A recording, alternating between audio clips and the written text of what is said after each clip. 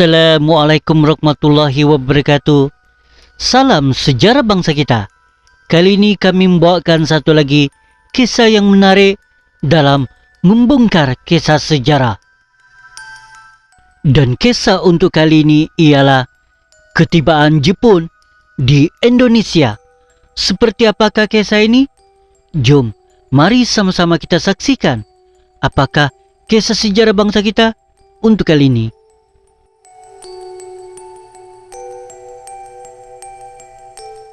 Setelah Hindia Belanda menyerah tanpa syarat kepada Jepun di Indonesia, Jepun mulai menanamkan sistem penjajahan menggantikan pemerintahan Hindia Belanda. Lajunya kemenangan pasukan Jepun seperti badai yang mampu menyapu tempat-tempat pertahanan Hindia Belanda. Namun kemenangan Jepun itu tidak secara fisik sahaja, kerana keunggulan militer dan teknologinya. Tetapi di sebelah itu sebenarnya terdapat sokongan bangsa Indonesia sendiri yang bosan terhadap penjajahan Belanda. Apalagi Jepun menggunakan propaganda yang mampu menembus kebencian terhadap penjajahan pada umumnya. Masa pendudukan Jepun di Indonesia bermula pada tahun 1942 dan berakhir pada tanggal 17 Ogos 1945 bersamaan dengan pengisytiharan kemerdekaan Indonesia oleh Soekarno dan M. Hatta atas nama bangsa Indonesia. Pada Julai 1942, Soekarno menerima tawaran Jepun untuk mengadakan kempen awam dan membentuk pemerintahan yang juga dapat memberikan jawapan terhadap keperluan tentera Jepun. Soekarno, Muhammad Hatta, dan para kiai didekorasi oleh Kaisar Jepun pada tahun 1943. Tetapi pengalaman dari penguasaan Jepun di Indonesia sangat bervariasi, tergantung di mana seseorang hidup dan status sosial orang tersebut. Bagi yang tinggal di daerah yang dianggap penting dalam peperangan, mereka mengalami siksaan, terlibat perbudakan seks, penahanan sembarangan, dan hukuman mati, dan kejahatan perang lainnya. Orang Belanda dan campuran Indonesia Belanda merupakan target sasaran dalam penguasaan Jepun. Jepun membentuk persiapan kemerdekaan, yaitu BPUPKI, Badan Penyelidik Usaha-Usaha Persiapan Kemerdekaan Indonesia, atau Dorakitsu Junbi Chosakai dalam bahasa Jepun. Badan ini bertugas membentuk persiapan-persiapan pra-kemerdekaan dan membuat dasar negara, dan digantikan oleh PPKI yang bertugas menyiapkan kemerdekaan.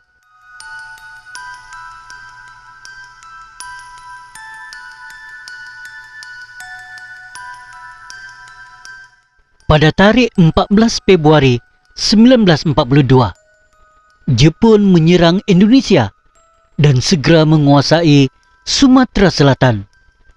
Pada tarikh 1 Mac, hari-hari awal, mereka mendarat di Jawa, dan dalam waktu 8 hari, Letnan Jeneral Terporten, Panglima Tentera Hindia Belanda, yaitu KNAL, menyerah atas nama seluruh angkatan perang sekutu di Jawa. Pendudukan bangsa Jepun atas wilayah Indonesia sebagai negara imperialis tidak jauh berbeda dengan negara-negara imperialisme lainnya. Kedatangan bangsa Jepun ke Indonesia berlatar belakang masalah ekonomi, yaitu mencari daerah-daerah sebagai penghasilan bahan mentah dan bahan baku untuk memenuhi keperluan industrinya dan mencari tempat pemasaran untuk hasil-hasil industrinya, sehingga aktivitas perekonomian bangsa Indonesia pada zaman Jepun sepenuhnya dipegang oleh pemerintah Jepun.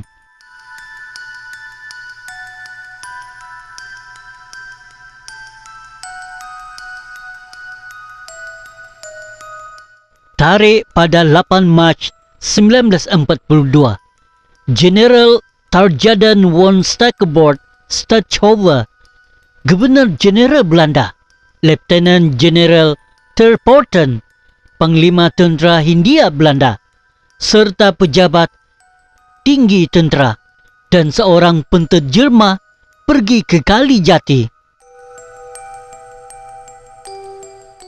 Dari pihak Jepun hadir Letnan Jeneral Imamura. Dalam pertemuan itu, Belanda menyerah tanpa syarat kepada Jepun. Dengan demikian, secara rasmi masa penjajahan Belanda di Indonesia berakhir. Jepun berkuasa di Indonesia bukan kemerdekaan dan kesejahteraan yang didapati bangsa Indonesia. Situasi penjajahan tidak berubah, hanya kini yang menjajah Indonesia adalah Jepun.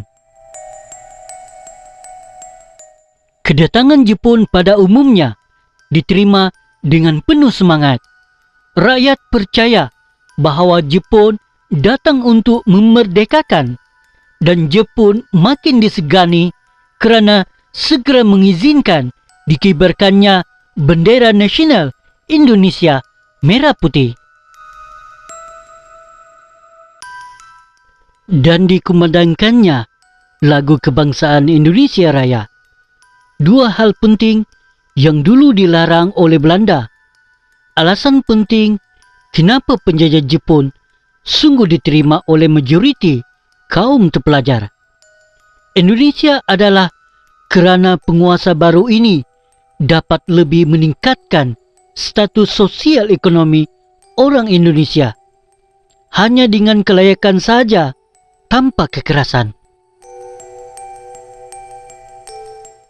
Lebih-lebih lagi dalam waktu 6 bulan sejak kedatangannya, Jepun memenjarakan semua penduduk Belanda, sebagian besar orang Indonesia dan sejumlah orang Kristian Indonesia yang dicurigai pro-Belanda ke dalam kem-kem penumpuan.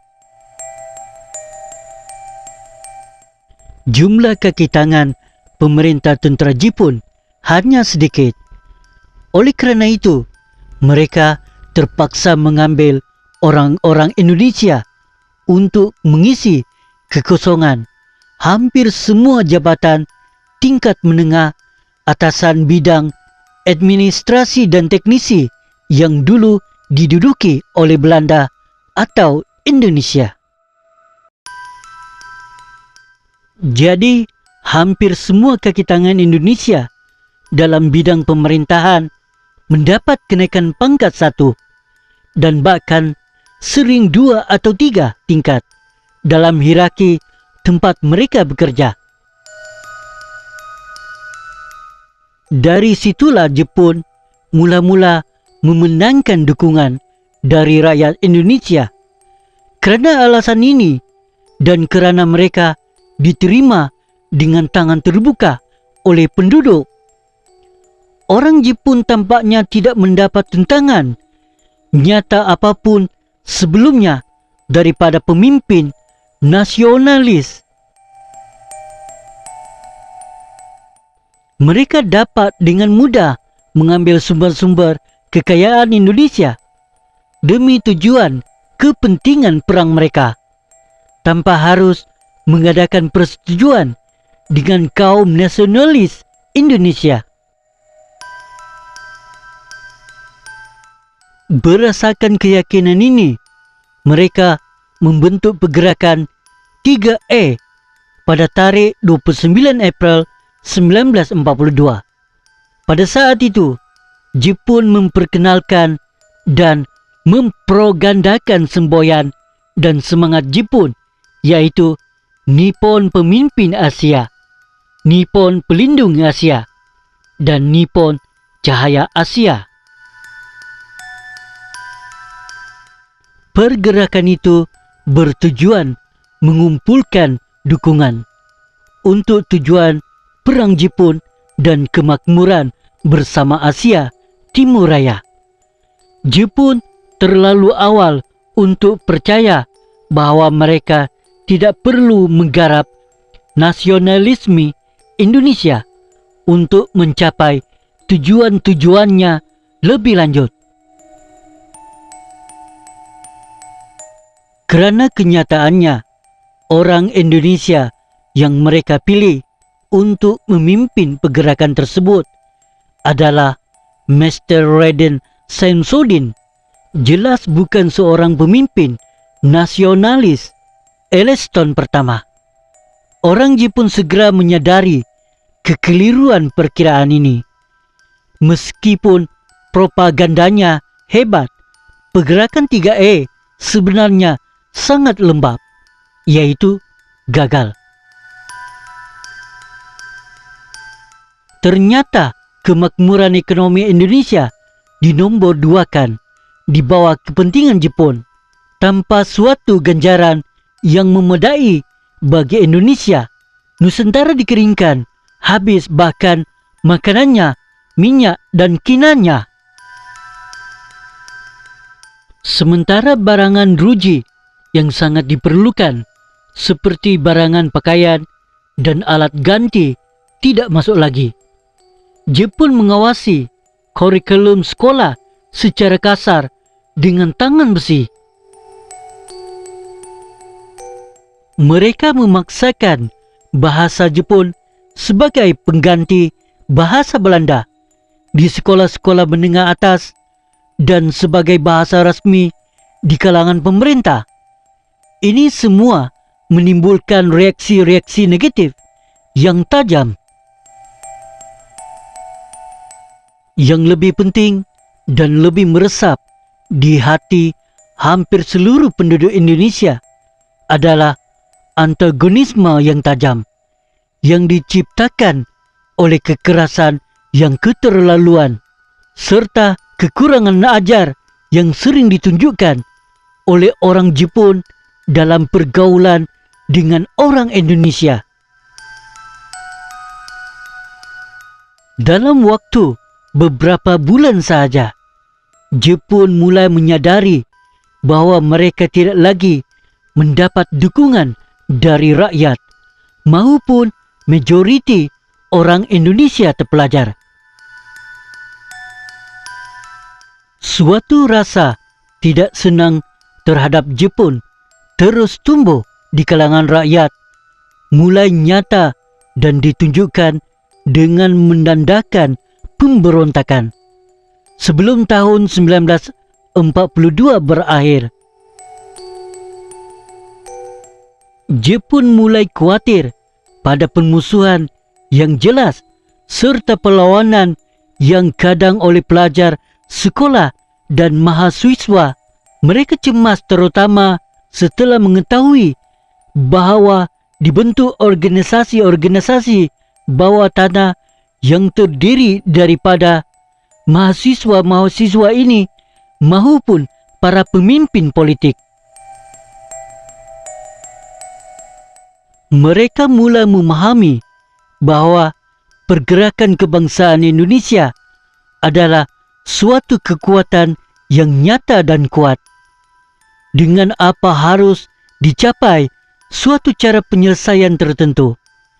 Jika mereka menghendaki tercapainya tujuan-tujuan penjajahan yang minimum sekalipun.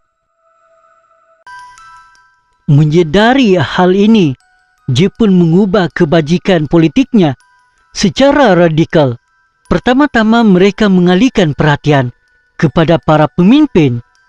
yang mereka yakini bahwa pemimpin tersebut benar-benar disukai rakyat.